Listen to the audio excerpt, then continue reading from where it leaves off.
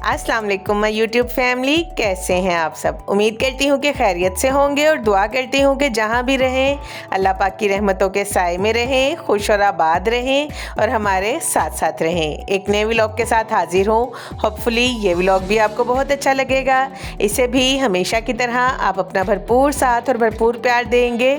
आए मेरे साथ हमारे इलेक्शन डे की रूटीन को एंजॉय करें। सबसे पहले मेरे सोहने शहर लाहौर की सड़कों की सैर करते हुए वहाँ के इलेक्शन की एक्टिविटीज़ को एंजॉय करें और फिर हमारे एरिया की इलेक्शन एक्टिविटीज़ की एक्साइटमेंट भी देखें। और मैं आपको बताती चलूँ कि मुझे हमेशा से ही इलेक्शंस जो हैं वो बहुत ज़्यादा एक्साइटेड कर देते हैं। अच्छा, बाकी बात बाद में बताती हूँ। पहले यहाँ पर ये देखेंगे, इलेक्शन से कुछ दिन पहले भी हमारे एरिया में बहुत ज़्यादा एक्साइटमेंट थी और यहाँ पर ये कुछ दिन पहले सड़क बनवाई जा रही है। ये तो खैर हमेशा का ही मामूल है, बस हमारी आवाम को ही समझ में नहीं आती बात। और ये आ गया इलेक्शंस का दिन यानी 8 फरवरी। गलियाँ कितनी सुनसान है क्योंकि सारा का सारा रश वो बाज़ार में आपको नज़र आएगा।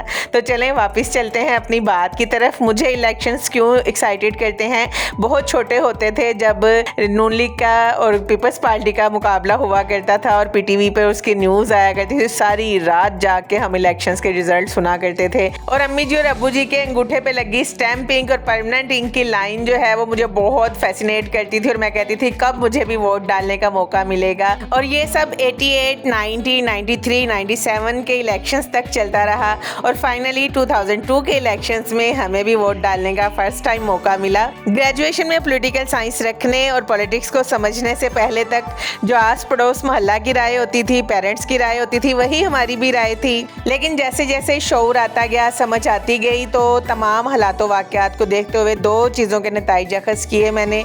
नंबर एक तो ये कि सियासत और मज़हब पे कभी किसी से बहस नहीं करनी और कभी कोई आपके सामने अपना नज़रिया रखता है, अपना पॉइंट ऑफ व्यू रखता है तो उसके पॉइंट ऑफ व्यू का एहतराम ज़रूर करें। और सियासत के पीछे अपनी दोस्तियाँ, अपनी रिश्तेदारियाँ बिल्कुल भी ख़राब नहीं करनी। और सेकंड ये कि किसी भी पॉलिटिकल पार्टी, पॉलिटिकल लीडर के पीछे आपने पागल नहीं होना। आपने वोट दिया, अपनी जमात को मौका दिया, अब उनका फ़र्ज़ है कि वो आपको दिखाएँ, आपको बताएँ कि वो पाकिस्तान को इन 5 सालों में या जितना भी वक्त उन्हें मिलता है कहाँ तक लेके जाते हैं। उसके बाद आपको अल्लाह पाक ने शऊर दिया है। नेक्स्ट बगैर जज्बाती हुए आपको ये इंतखाब करना है कि आपको अपनी पार्टी को दोबारा मौका देना है या आपको किसी नए शख्स को मौका देना है कि वो आए और पाकिस्तान की बागडोर संभाले और पाकिस्तान की तरक्की के लिए इक़दामात करे। हमें सिर्फ और सिर्फ पाकिस्तान के साथ मुखलिस होना है। अब आ जाते हैं 8 फरवरी 2024 यानी अपने इलेक्शन डे की रुदात की तरफ। हर छुट्टी के दिन की तरह सुबह का आगाज़ लेट हुआ। ब्रेकफास्ट करने के बाद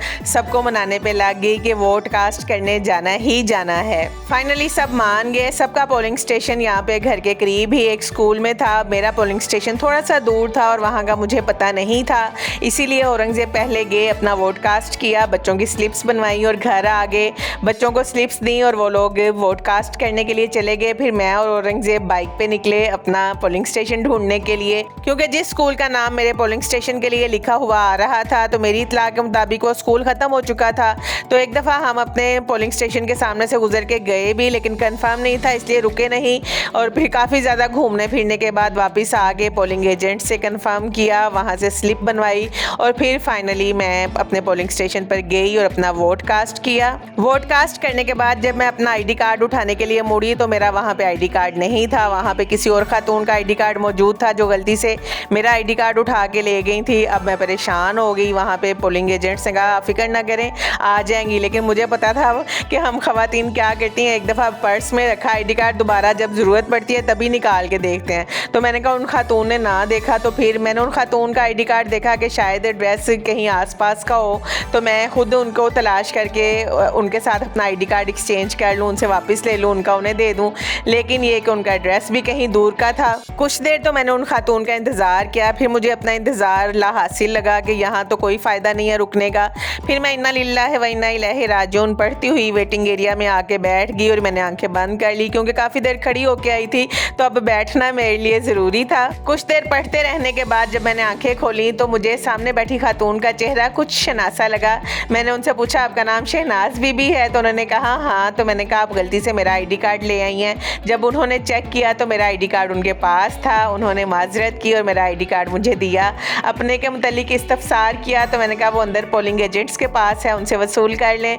मैंने अल्लाह का बहुत बहुत शुक्र अदा किया और फिर बाहर आ गई मैं और औरंगजेब घर आ गए। जी देखा आपने, कैसा लगा कमेंट्स में ज़रूर बताइएगा।